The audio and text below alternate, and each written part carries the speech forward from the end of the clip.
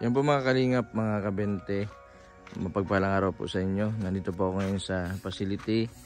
Yan. Nagbagyo, nandito din po kami.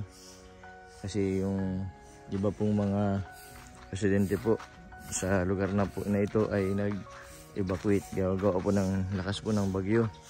Yan si Rubilin. Ay grabe ang sipag oh. Nagwawali si Rubilin. Ayos ka lang? Yan, ito po yung libangan ni Rubilin kapag umaga. Yan, nandito po sila at may injection po mamaya. Yan, nagdaan muna po sila dito sa facility. Yan, ito po facility po ay kasalukuyan pong ginagawa. Yan, ito po yung graba, yung ibang materialis. Pati po ito, hollow blocks, tapos may buhangin. Yan, paunti-unti lang po hanggang sa matapos po yung ito pong lutuan ng ano ito, banana chips. Yan, ito po yung poste. Yan. Ito po yung kubo na nasira. Yan, dito din yung hipag ko, asawa ni Charlie, nagagawa po dito. Chanel. Chanel, tawag dito. Nandito po ito si Chanel. Sige. Mamaya-maya po injection ni Rubilin. Oh, kumusta? Yan, kaninang madaling araw nagpunta ito dito. Ano daw yung nasunog yung bahay nyo? Ha? Sino nagsunog? Nasunog? Di yung mga gamit ninyo basang-basa. Kanino yung damit? Sinot mo? Ha? Ilang taon ka na, Chanel? Ha? Ilang taon ka na? Ganyan to.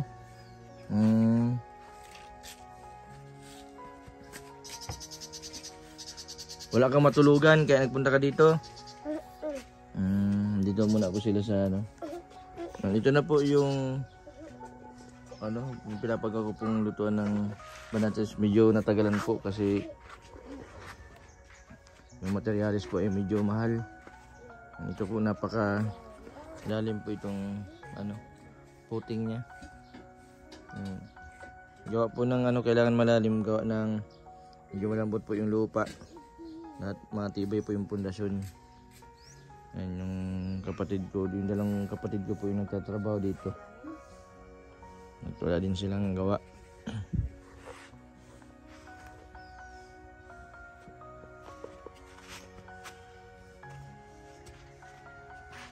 Yan.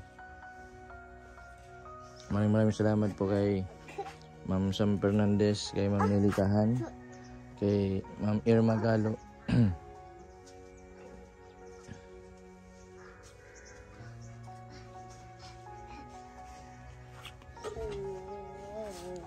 Chanel, nag-i-school ka na?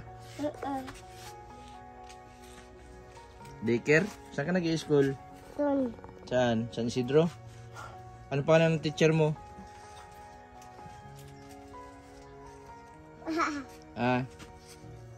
2 years old pa lang, nag-i-school na.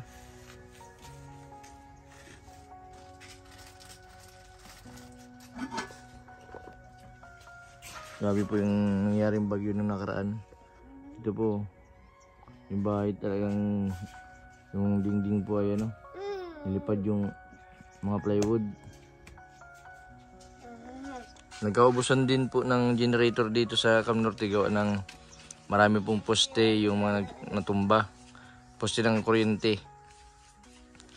Kaya naubos yung mga generator set.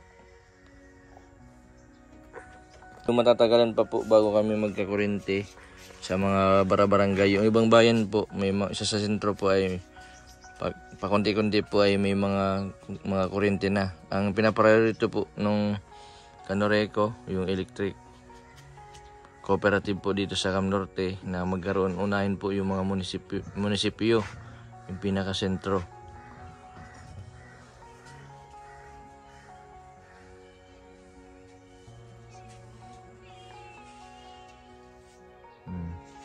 Sana tapos na po itong ano na ito, nilutuan.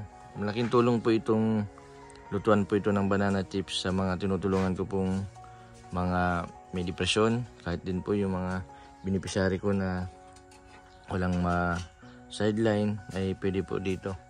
Inunti-unti ko po ito kasi napaka hirap po ng pang ano yung sa materials, yung doble po ang presyo. Nawa din po ako kala lolo ni Casey na kahit may edad na ay patuloy pa po na gumagawa ng banana chips para buhayin po yung kanyang anak at apo na si Casey po, tapos si Ate Annalyn, na dapat ay nagpapahinga na sila, nagre-relax kasi may mga edad na po sila. Nung nakaraan nakakawa din si lola ni Casey, sinadulas po siya sa hagdan, nadulas sa hagdan, karoon siya ng pasa sa may binti. Ito muna po yung inuna ko. Meron po akong isang facility po doon na pinapagawa sa San Isidro. Yan, bubong na lang po ang anon kasi nung meron na po sana akong budget na pambubong, kaso na i-extend ko doon sa kabila, gawa po ng ang kailangan po pala na ano ay wala yung babae sa lalaki na makukuha may depression. Saka nagano din po ako nung para siyang may kulungan po baga na kapag bagong kuha namin sa kalsada na may mga depresyon, yung mga taong grasa, dun muna namin pasamantala ilalagay para ano makuha namin yung loob, para ano kasi mga aggressive pa po yung iba po baka kung ano pong gawin, hindi po pwedeng ihalo sa mga pagaling na. Ito pong facility po na ito ay ano ng dito po ma-stay yung ano yung mga magagaling na gusto po magkaroon ng hanap buhay, kahit papano po ay mayroon po silang libangan. Si Bina pwede din dito, gusto niya magkaroon ng sideline. Si Bina, napakabait din ni Bina. Rubelin, Rubelin.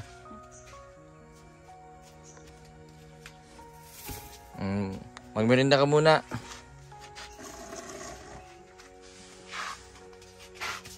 Meron po kami ditong spaghetti, may isda, yan, yung tinapay. Nini, Chanel, kain na? Nag-almusal na kayo? Ito may longganisa pa.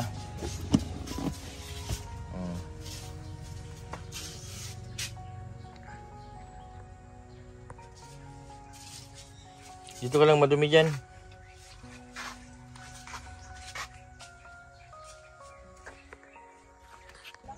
Grabe po yung ng bagyo. Ito yung kapitbahay ko po dito. Nagiba yung bahay. Naglipat na doon sa Basud.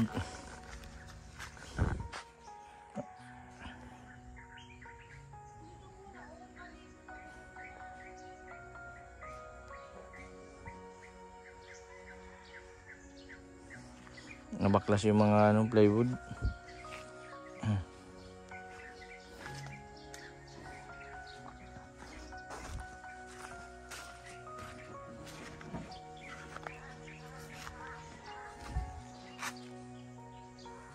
Grabe din po na sira po yung bago din po namin.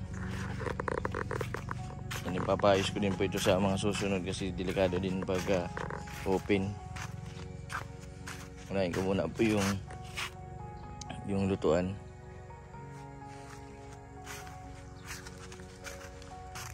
Marami po nagsitumba na mga puno dito sa kalsada. Buti na lang po at ito po muna po ang unang nilinisan.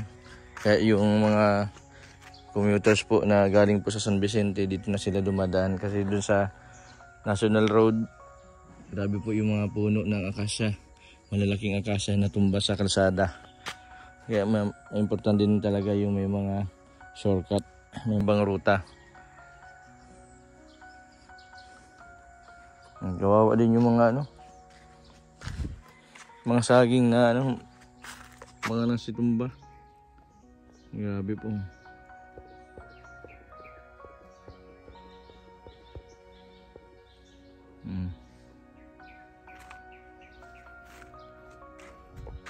Laki na nito nga skinless.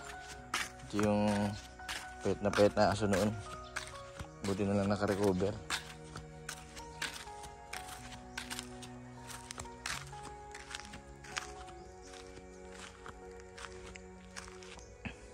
Yan po mga kalingap, mga kabente. Maraming salamat po sa lahat po ng mga nagdasal po sa nanay ko, sa mga beneficiary ko. Lalo na sila Rubilin, Casey, Jigs, Annalyn, at Charmaine.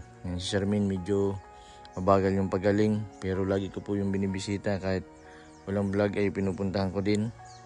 Yan, sana tuloy-tuloy yung pagaling. Si Charmaine po, yan, plano ko din po na dito sa facility. Yan, nandito naman po sila Reggie, sila Rubilin, at yung iba pa pong gumaling na mga beneficiary ko. Para kahit po papano ay may matulungan din po namin yung may mga depresyon. Para kung ano po yung pagaling ni Rubilin, ganun din po yung hangad ko sa kanila. Na magkaroon po ng panibagong buhay, panibagong pag-asa, para makakapagsimula ulit sa kanilang pamumuhay. Sa mga kababayan po ko po na nanonood, sa may mga kamag-anak na may sakit na depression, yan, isa lang po yung may papayo ko po sa inyo. Huwag po natin saktan, huwag natin pagsalita ng hindi maganda yung mga tao pong nag-aranas ng depression. Kahit po may mga sumpong sila po yung mas malalim yung ano po, yung parang nasasaktan po sila sa mga sinasabi natin na masasama, na akala po natin hindi nila napapansin. Kahit sigaw-sigawan, okay lang. Sila po yung, kung sa ano, malakas yung pakiramdam nila at mabilis sila masaktan. Yan. Ito na po yung pinapagawa mo namin nila Rubilin na lutuan ng banana chips. Ano, Rubilin? Ayos. Kasama din natin sila Casey, Jigs dito. Tapos sila lola ni Casey. Rubilin, marami nakapansin sa'yo. Mas lalo ka daw tumaba ngayon. Diba mag-alaga si Ate Reggie, ano? Very good. Nalilibang ka man dito pag napunta kayo dito sa facility? Mamaya ma-injection kayo, ha? Schedule na injection ni Rubilin. Sana tuloy-tuloy yung pagaling mo. Para marami pa tayong matulungan, ano?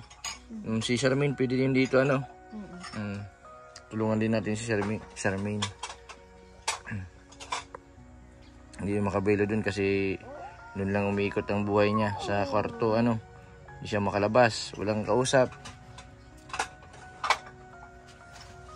Sana pumayag yung lolo, ano, Rubilin? Tulong na din po yung kakambal ko paggawa.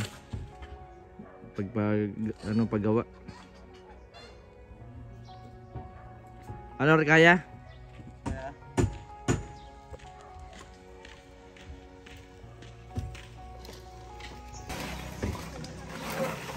Ilalagay po namin ito sa puting. Yan, kami lang din po nagagawa nito. Si Carly.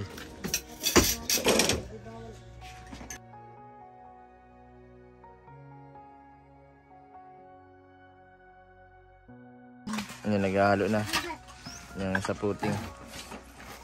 Rubilin, may nagpapabigay sa iyo si Ma'am Belinda. Kumusta pala yung ano, pagpaderma mo? Ano yan, tinanggal yung ano? Warts. Nagkinis pati yung mukha mo, oh. Sino nagpa ano yan, derma?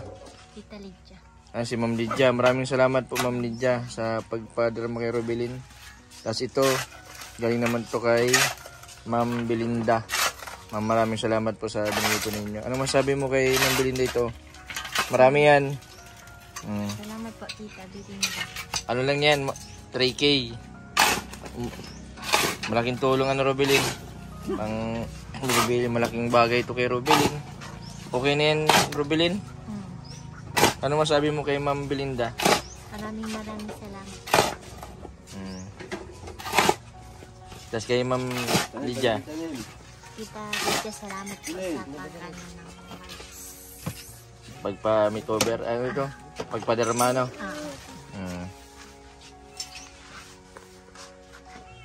Nakatingin yung anak mo, Ruby. Kanino itong anak? Anak ni Charlie. Oh. O, sa'yo na ito. Anong sabihin mo? Sabihin mo na ako. 300 daw. 300 daw, Toy. Dapat ilan? Okay na yan? Ay, galing. O, dito na sa tabi at matrabaho na si papa mo. Kunin mo ulit. Kunyari lang yun. Nagkakabot sa mga.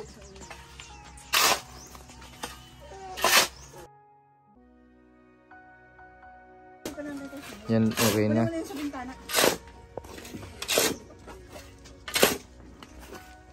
Nagpasalamat sa Chanel.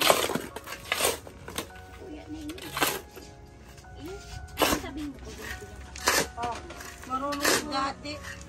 Sabi dumi. Kapag maalit naman.